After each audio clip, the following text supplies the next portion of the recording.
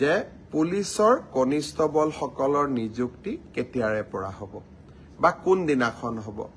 মই য'তেই মিটিঙলৈকে যাওঁ তাতেই মোক সোধে যে মামা আমি পুলিচৰ ইণ্টাৰভিউৰ পাছ কৰিলোঁ, আমি এপইণ্টমেণ্ট লেটাৰ কেতিয়া পাম। মই আপোনালোকক আজি জনাব খুজিছোঁ যে আপোনালোকৰ উৎকণ্ঠাৰ অন্ত পৰিলে ৩ তাৰিখে গুৱাহাটীত আমি আপোনালোকক নিযুক্তি পত্ৰ বিতৰণ কৰিম। যিসকলে পুলিচ কনিষ্টবল বা কামাণ্ডো, AB, UB, SI যিসকলে পৰীক্ষাত উত্তীৰ্ণ হৈছিলে সকলোকে আমি ৩ তাৰিখে নিযুক্তি পত্ৰ দিম। আপোনালোক নিযুক্তি পত্ৰ ল'বলৈ গুৱাহাটীলৈ আহিব, লগত দেউতা মা বা মাৰ এজনক লৈ আহিব।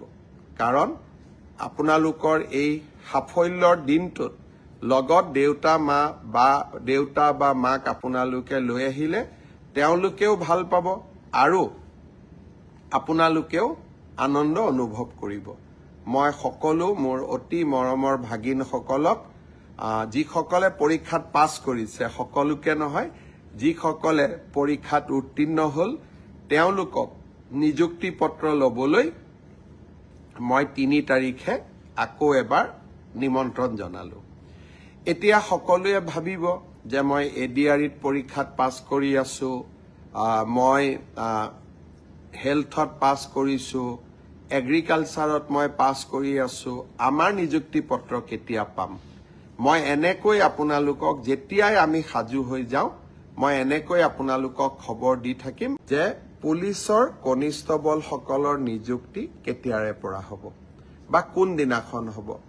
মই য'তেই মিটিঙলৈকে যাওঁ তাতেই মোক সোধে যে মামা আমি পুলিচৰ ইণ্টাৰভিউৰ পাছ কৰিলোঁ, আমি এপইণ্টমেণ্ট লেটাৰ কেতিয়া পাম।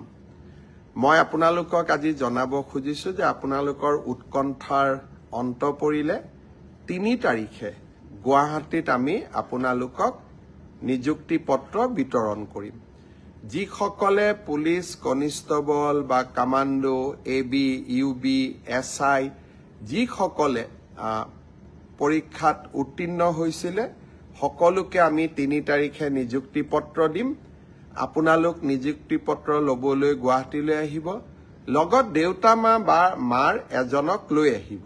কাৰণ আপোনালোকৰ এই সাফল্যৰ দিনটোত লগত দেউতা বা মাক আপোনালোকে লৈ আহিলে তেওঁলোকেও ভাল পাব আৰু আপোনালোকেও আনন্দ অনুভৱ কৰিব।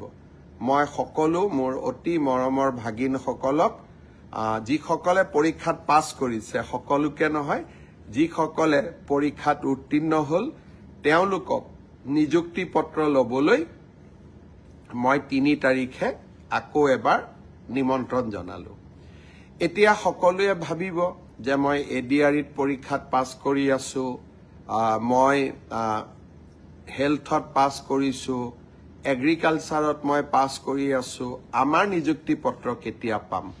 মই এনেকৈ আপোনালোকক যেতিয়াই আমি সাজু হৈ যাওঁ মই এনেকৈ আপোনালোকক খবৰ দি থাকিম।